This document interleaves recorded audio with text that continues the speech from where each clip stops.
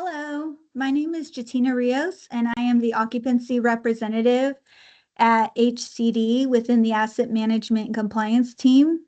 Today, I will be going over how to complete an SRI with one of our legacy programs. For this example, I will be using the California Housing Rehabilitation Program, otherwise known as CHIRP.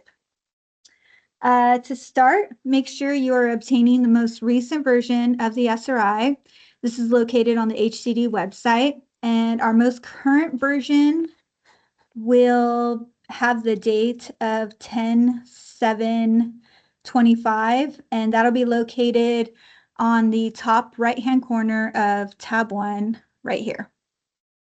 The most important thing to mention as you begin your SRI is to manually enter all of your data and avoid copying and pasting. Copy and pasting can corrupt the workbook cells and ultimately leave you with incorrect data and errors. So once you have your SRI open, make sure you are unblocking the macros and enabling editing. That'll appear as a yellow ribbon at the top of your screen. So we're going to go ahead and begin on tab 1. This is after we've completed reviewing all the instructions on the instruction tab, which is really helpful and can cover things that maybe I don't get to. We will start with section A. We will input the number of regulatory agreements. So for this example, we only have one, but there are properties that will have multiple, and you'll want to indicate that on line 5. Then you're going to put in the project's name, which for this one is Richard's Apartment. You're going to put in the regulatory agreement number. For this one, it is a CHIRP. You'll input the city in which the project is located, and then select the county from the drop-down menu. Make sure you are entering the correct county, or it can populate an incorrect income and rent limits. So for this one, we are doing Los Angeles. Then enter the proper sponsor name and the proper management company name. So the sponsor is Los Angeles Homes. The property management is Santa Monica Property Managers.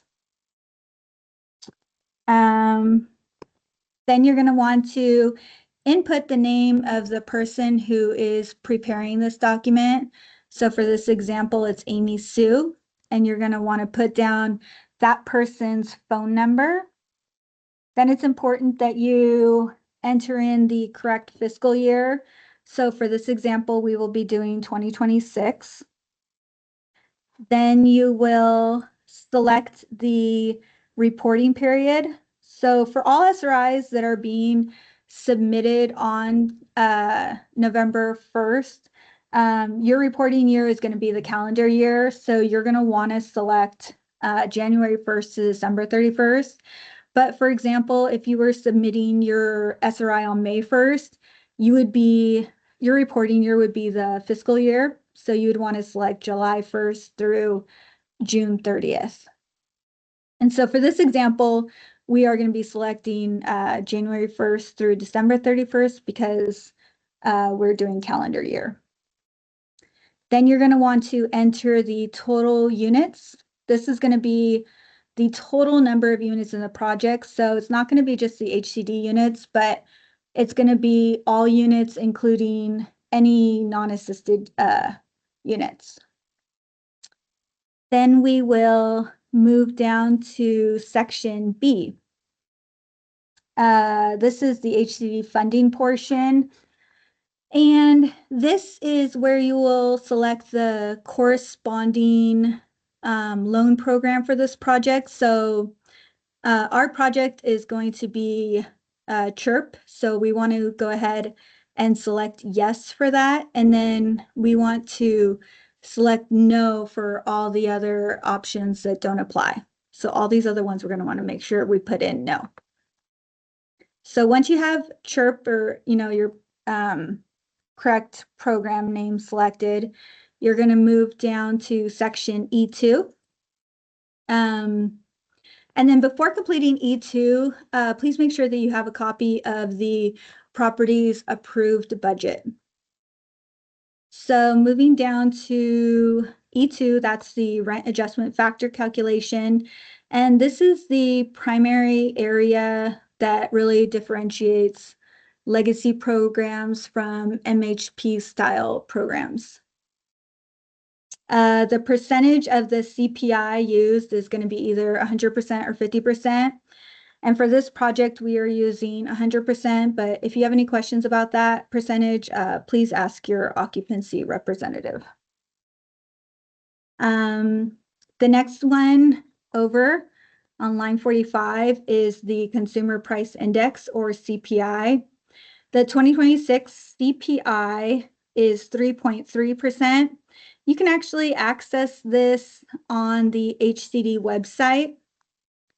And if you scroll down, you will find that right here is where it says the CPI is 3.3%. This is based upon data from the U.S. Department of Labor Bureau and Labor Statistics. Line 46 is where we enter the approved total cost of operations before depreciation, and this is for residents only. So we will cross-reference the property's budget, the AMC 175, and take a look at the approved cash flow tab, and we will look for line 25, and then we're going to go ahead and calculate columns B and D. So let's go ahead and take a look. I'm going to go ahead and put this down here. So here we have the budget. And if you see, we are taking a look at line 25. So we are going to calculate B, which is 84,819, and we are going to add it with D, which is 0. So the number is going to come out to 84,819. And we will go ahead and look, and that is what was inputted for line 46. Then we will go ahead and we will move on to line 47. And this is where we're going to input the approved required replacement and operating reserve deposits for residential only. We will again reference the 187, which is the budget. And this time we'll take a look at line, this one, we're going to take a look at lines 34 and 35, which I've highlighted. And we're going to calculate columns B again and D. So for B, we have 3,942 plus D is 0.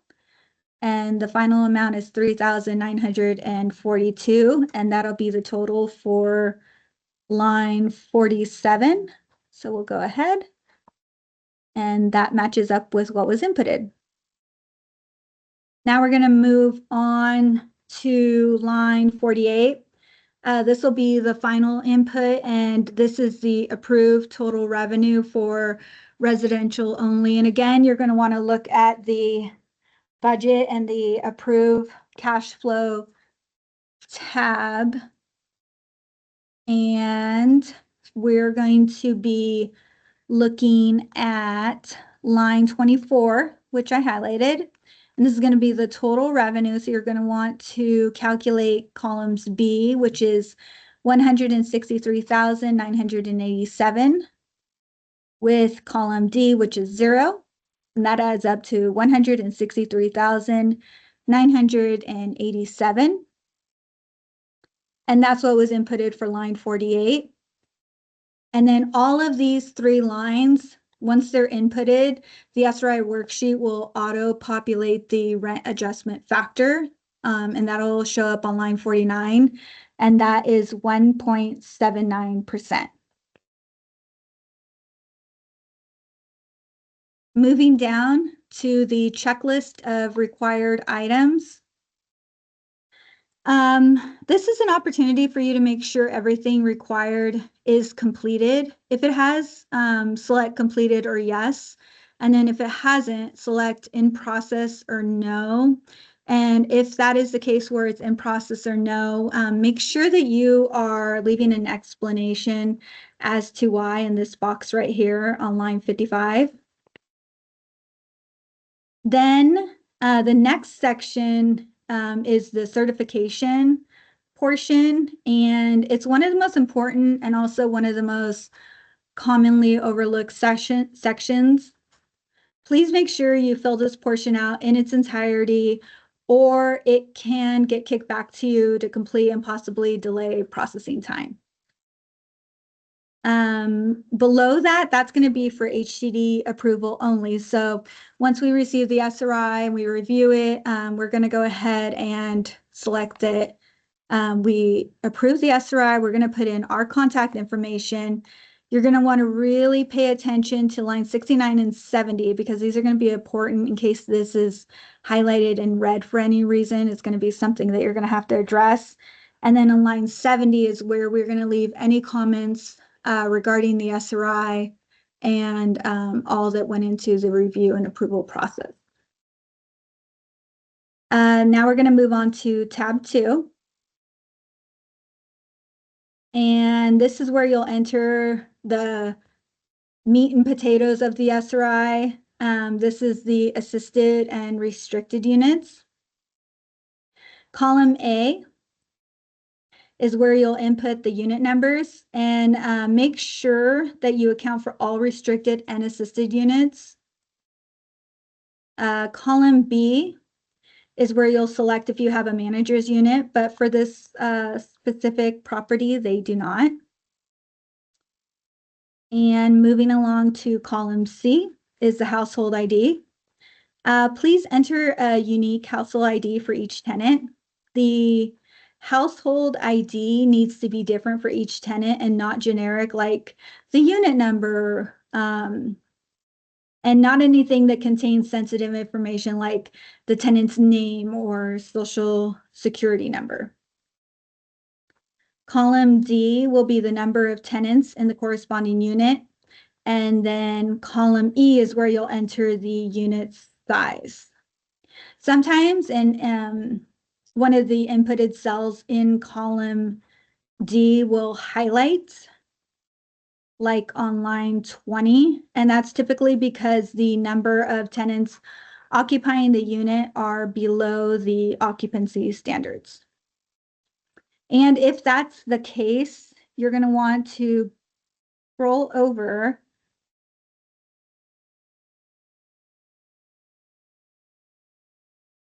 I feel like that's one. You're going to want to scroll over to the comments section and leave a note in there explaining, you know, why they are below the occupancy standards, you know, whether or not they have a reasonable accommodation or they're on an internal wait list for the next available appropriately sized unit. Make sure you're noting that.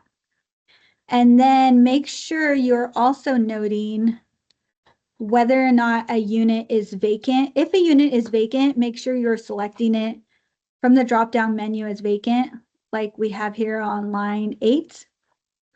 Then moving on to column F, this is the move-in date, and that's where you'll put in the date that the household moved into their unit. Column G is the income certification date.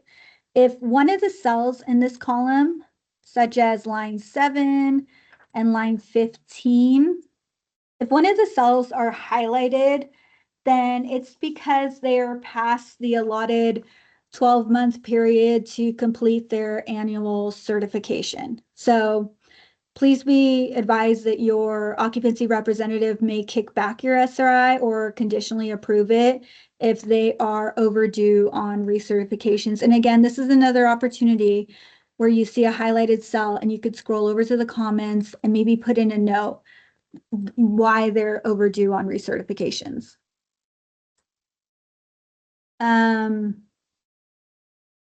Then column H is the annual household income. If after inputting this number, you notice that a cell is highlighted like row 9, it's because it is over income limit for the LI state. So here we have row 9, it's a CHIRP, it's LI. And you can see in column AA that the income limit is 84,850 and their income is 87,901. Moving on to column I, that is going to be the rent that you are currently charging the tenant. Again, if you see this cell highlighted, it's typically because they could be overcharging what their approved rent was the previous year. So if we look over at column K, which I'm going to get to, the approved amount was $904, but they're charging their unit $920. Column J, that is going to be the number of months remaining until the potential increase will take effect.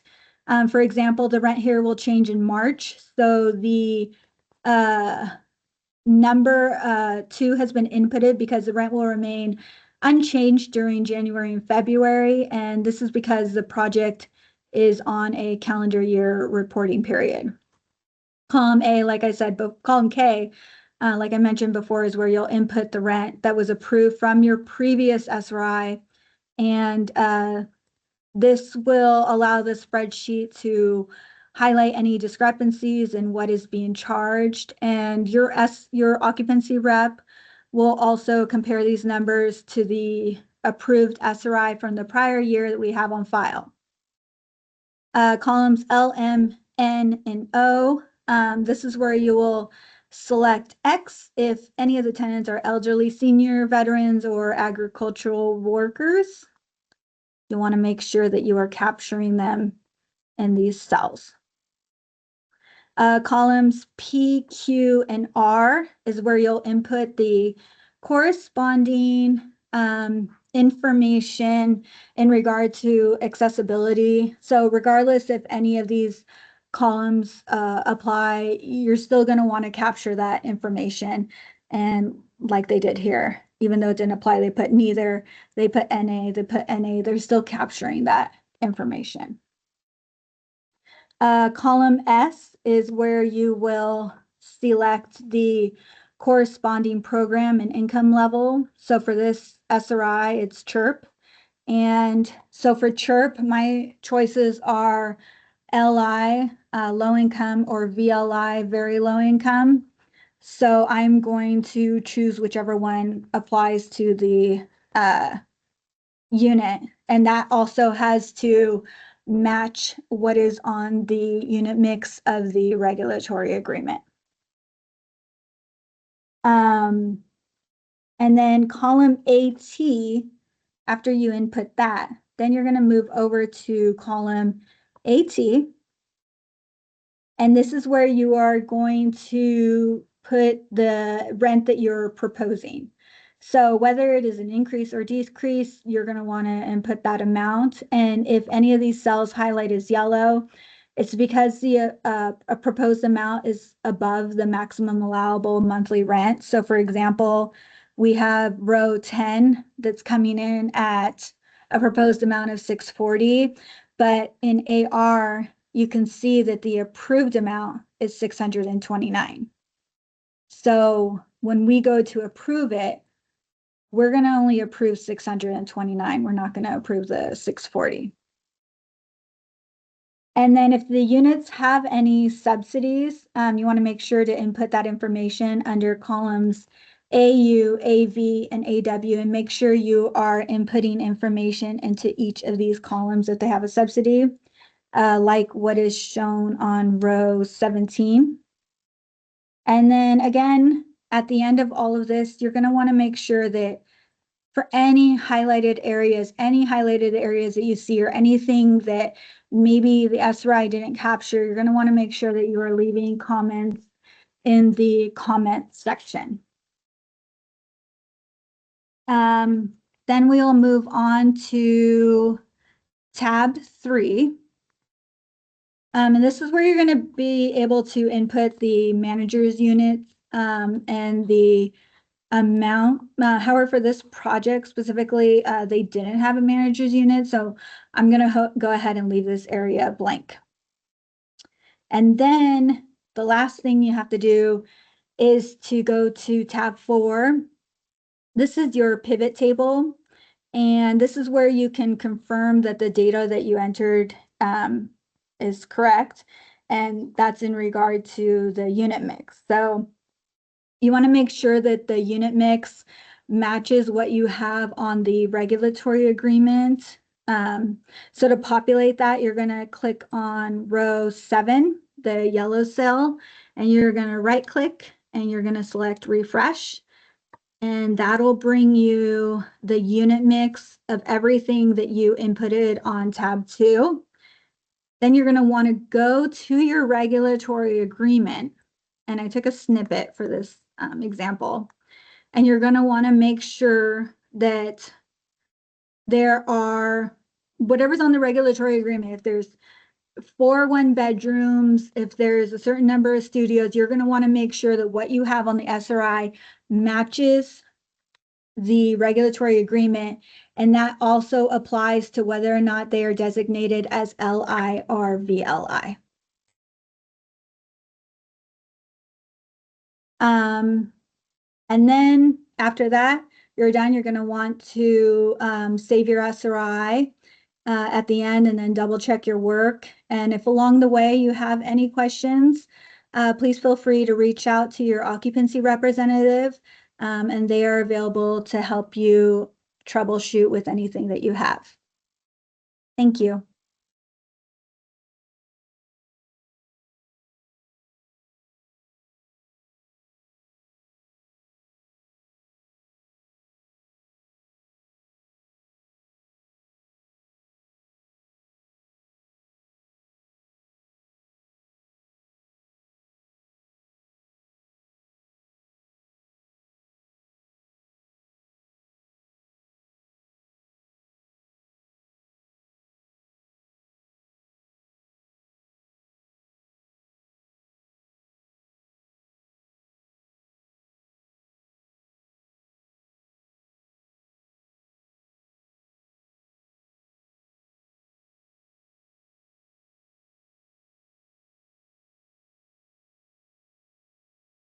Hello, everyone. I am following Chatina's lovely presentation of the CHIRP program. I will also be doing a legacy program. I'm doing the RHCP SRI, also known as the Rental Housing Construction Program. And to kind of just repeat some of the information that she shared, if I'm unclear in any of the guidance I'm giving you as I'm going through the form, please refer back to the instructions tab on the SRI. There's a lot of helpful information on there. Again, to reiterate, please start your SRI with the freshly downloaded form from our website, and be sure to enable macros so that everything is working for you as you move through the form. So to start here, in line 5, make sure you select the number of regulatory agreements. For this RHCP, there is only one regulatory agreement, so you would select one for that.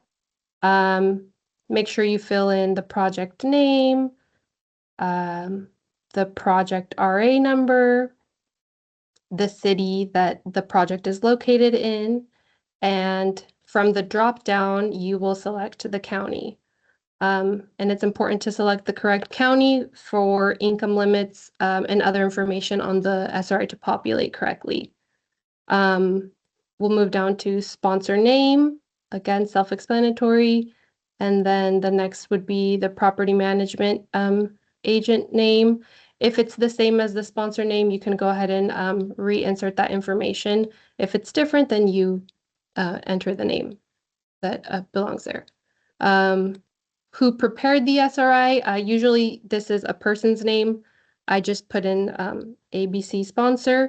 You'd fill in their phone number, as well. And this is just so that we can reach out to them if there are any questions as we are reviewing the SRI. Be sure to enter the correct fiscal year for this SRI. It's the 2026 fiscal year. And we'll move on to report period. This reporting period is from January 1st through December 31st.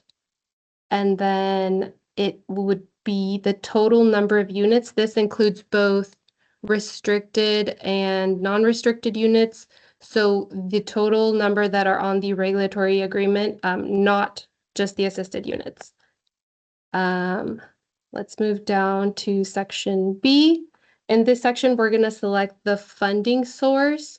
So for this project, it is the RHCP program, and this box has two different programs. You just select yes, and for the rest of the programs, you make sure you insert no. I know the instructions state that you only fill in the yellow shaded boxes. Please be sure to enter no for all boxes, even if they're not shaded yellow in section B, if they are not your program funding source. We will move on to section C, which is the utility allowance chart. For this section, we are going to refer to an approved utility allowance that should have been received from, either the housing authority or whoever is designating the utility allowance. You're going to want to make sure that those amounts match what is entered in the SRI. And as we can see, it's 151, 184, 235. And if we go back to that utility allowance, those numbers do match. The section D is a continuation of section C's utility allowance. It's a little more detailed. So if you have different types of buildings, you would follow the instructions in this box here, and you'd enter those additional utility allowances to populate correctly in tab 2 when we move on to that. Next section of tab 1 is section E. On this section is where you do differentiate between the assisted units and the total units in the project. So this project had a total of 18 units. Only 9 of them are assisted, and that will be stated in the regulatory agreement, which we can look at here. As you can see, there is a total of 18 units, but only 9 of them are assisted, and the SRI reflects that. The next section of this part of tab 1 references the last year's approved operating budget.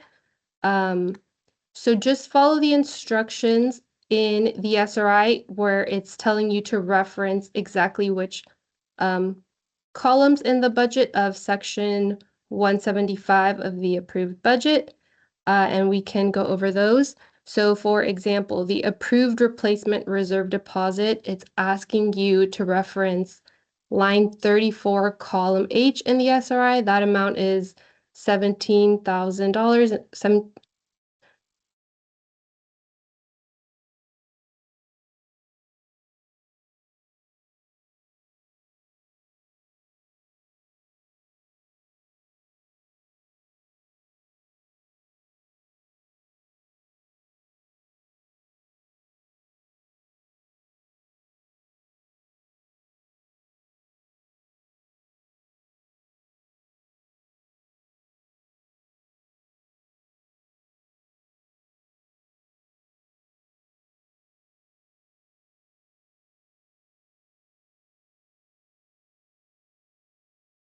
Okay, sorry about that. We had some technical difficulties, but we're back on. As you can see, that amount is 17,100. And we can go back to the budget and see that that is the amount. So if we scroll over to column H, line 34, 17,100. And so on. So again, next section, next line is approved total cost of operations. And that is line 25, column H. When we reference the budget again, we can look at line 25, column H, and that is the amount that is listed in the SRI. So just be sure that you are referring to this document, that you're entering the correct amounts. I know that there is a lot of information on here, so it is important that we are entering the correct amounts. Then the portions of this section that are not highlighted yellow will auto-populate for you, so don't worry too much about those. As long as the other information is input correctly, the other amounts will be correct. And don't worry, we are checking this as we receive them and are reviewing them. We are referencing your last approved budget to make sure that the info was input correctly. We can move down to this next line, which is the approved total revenue. And that says to reference line 24, column B. And we will go back to that. And again, that is the amount that is listed in the SRI. The next section of this is the checklist requirements. This is just to ensure that all of this is completed. You would select completed if it is. If it's not, you would select in process or no. And if it is in process or no, you would give us an explanation in this box right here. On to the certification. It is very important that the certification is completed. This is the most common reason the SRI gets kicked back, is because this is not filled out. We need to make sure that the information was inputted accurately and certified. So this box just lets us know that you did your due diligence of entering true and correct information in the form. This next section on tab 1 isn't for you to fill out. The boxes are highlighted green. This is for the HCD staff representative who will be reviewing your SRI. They will be selecting yes or no on if the SRI is approved. And you will know in the email that you receive if it's a yes or a no on the approval. That will be clear to you. You'll receive the HCD representative's name, their title, and the approval date. And then on this column, on the section below, you will see any comments that they had reviewing the SRI, and these boxes will highlight red if there's anything that you need to work on or need to cure, or they will stay green if no changes need to be implemented. But always be sure to read the comment box because there's additional information for you there. Moving on to tab 2 of the SRI, which is where most of the information is at. We'll start here with the unit number, which is column A. The self-explanatory, on this column, you're listing all assisted units. So there is 9 for this project, and there is 9 listed here. The unit numbers are just the unit number that they live in. In this next column is where you'd be selecting if there is a manager unit. For this project, there is a manager unit, but it is not assisted, so it will be on tab 3 of the project. In this column is the household ID, and here you need to give each household a unique ID, which shouldn't be any identifiable information.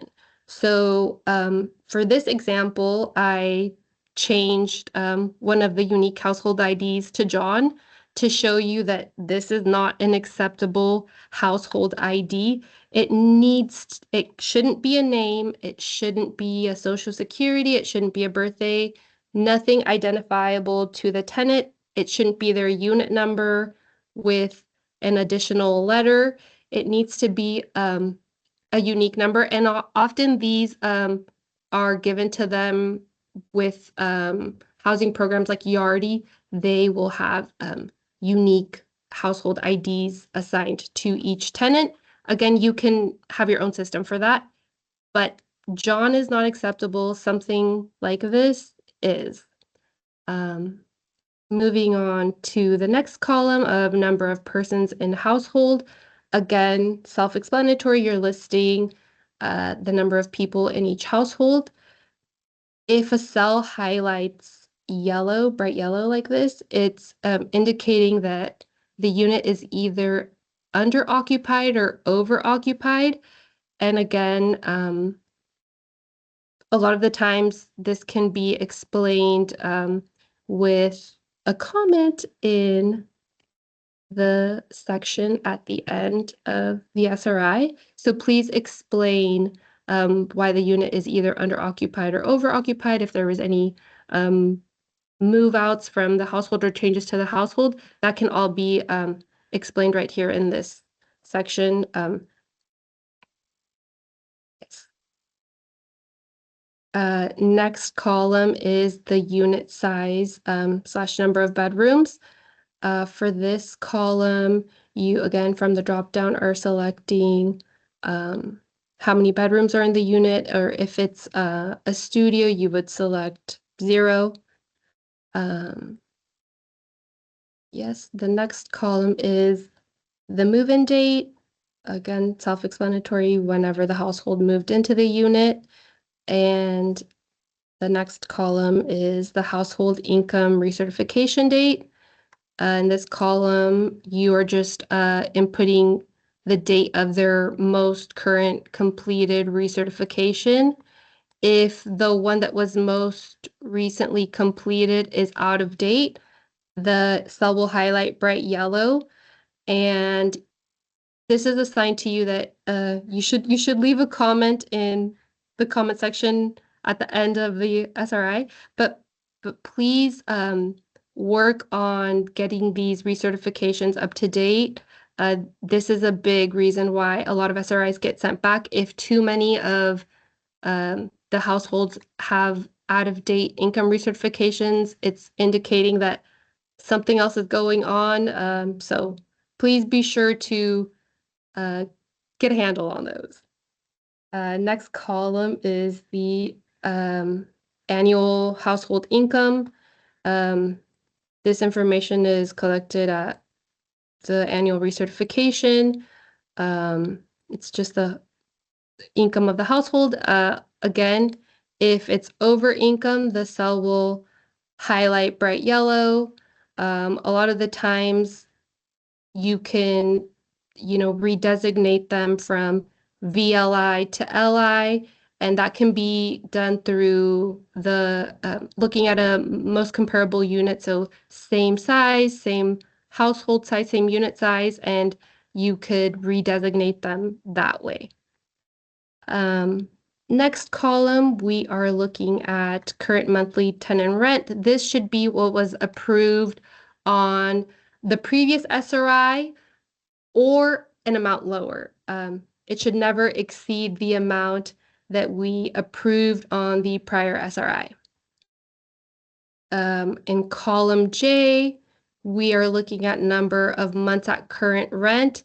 For more direction on that, you can hover over this little red arrow, and it just gives you examples on, if you enter 2, what that means. If you enter 0, what that means. So enter the appropriate number for number of months of current rent based on your project. In the next column, it's the HCD approved current monthly tenant rent. This again is just what is approved on the previous SRI. In these next set of columns, L, M, N, and O, you would enter an X in the columns that apply to each of the households. If none of them apply, you leave these blank. Same with these next few columns, which is P, Q, and R. One is the accessibility unit column. They all have drop downs. So if it's mobility or sensory, you select that. If it's both, you would select that.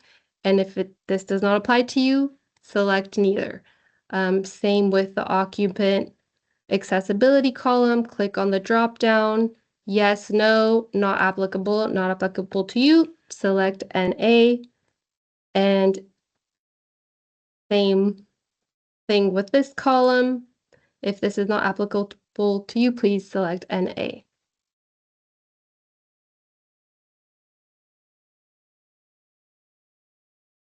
Moving on.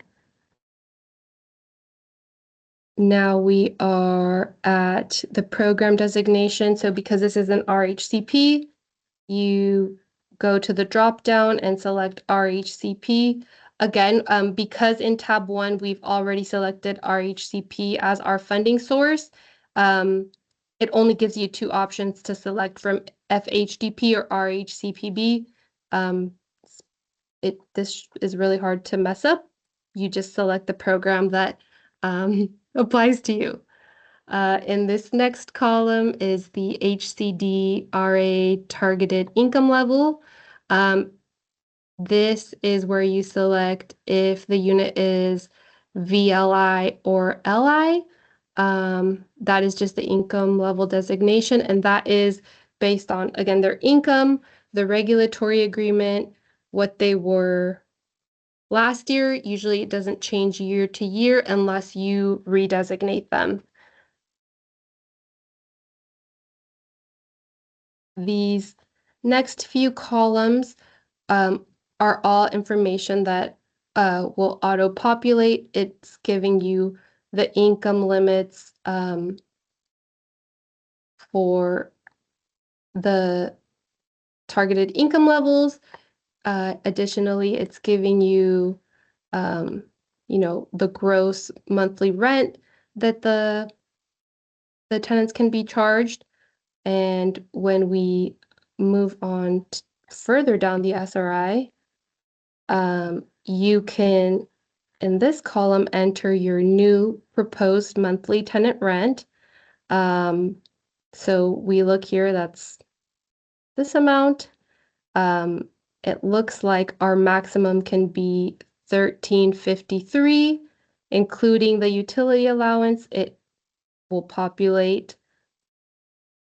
And yes, that is the correct amount.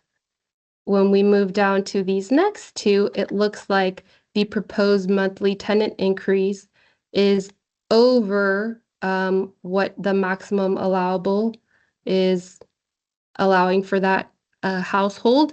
So here they're requesting a $56 increase, and because that is over, it's highlighting bright yellow. It's letting you know that the new proposed tenant rent it's over. So the SRI will not approve that amount, even though you've entered that and it's highlighting it for you. Once we go through and hit approve new monthly tenant rent, it's going to populate an amount that is within the maximum allowable. So just be sure that the new rents that you are applying aren't your proposed ones, that they are the HCD approved new monthly tenant rents. In these next columns, AU, AV, and AW, these are all if the households receive subsidy. So for this project, none of the households receive subsidy. If they did, in column AU, you would provide the current monthly subsidy. in AV, it would be the proposed new monthly tenant subsidy. And then in this column from the dropdown, you would select the subsidy source. That is the main portion of tab 2. Again, if there are any shades that are bright yellow or any information that you feel we need to know as the HCD representative reviewing your SRI, please enter that in the comment section for each of the units. Let's move on to tab 3. Tab 3 is for the non-restricted units.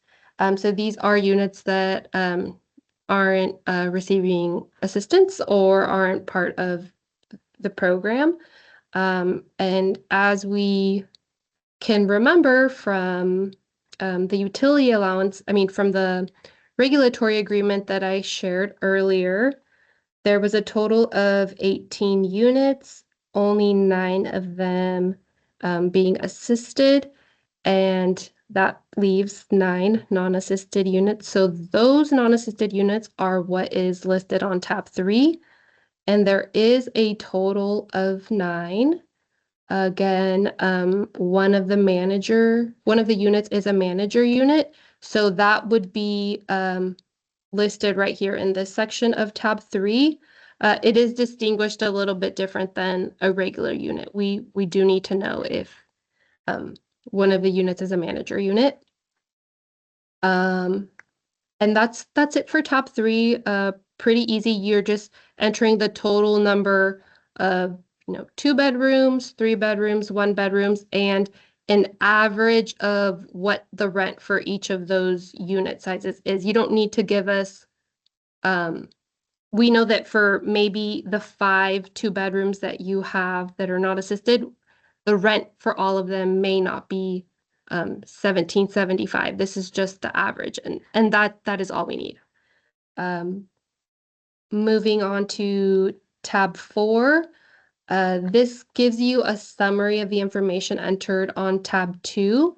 And to update this, you click on this yellow cell and then you right click and hit refresh, and it will update how many 2 bedrooms, 3 bedrooms, and 4 bedrooms were entered on tab 2, and break that down for income levels, which the VLI and the LI income levels are the RHCP program income levels, and that's just pulling directly from tab 2. And you can again reference the RA to make sure that there is the correct number of 2 bedrooms, which is 4, 3 4 bedrooms, and 1 4 bedroom, 4 3 bedrooms, and 4 2 bedrooms. And we can go back to the SRI and see that those are the correct numbers.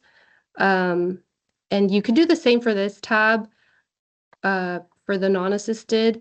And because the manager's unit doesn't have a place to say if it's what bedroom size it is, you can kind of just deduce that when you see which bedroom size is missing one of the units. In this case, it's I believe a 2 bedroom. It is a 2 bedroom unit. So there should be 6 2 non-assisted, 2 3 bedrooms, and 1 4 bedroom. And that is right here. And the assisted are on this tab. And that concludes my review of the RHCPB program SRI. We are so happy you guys could join us today for this SRI training. Thank you.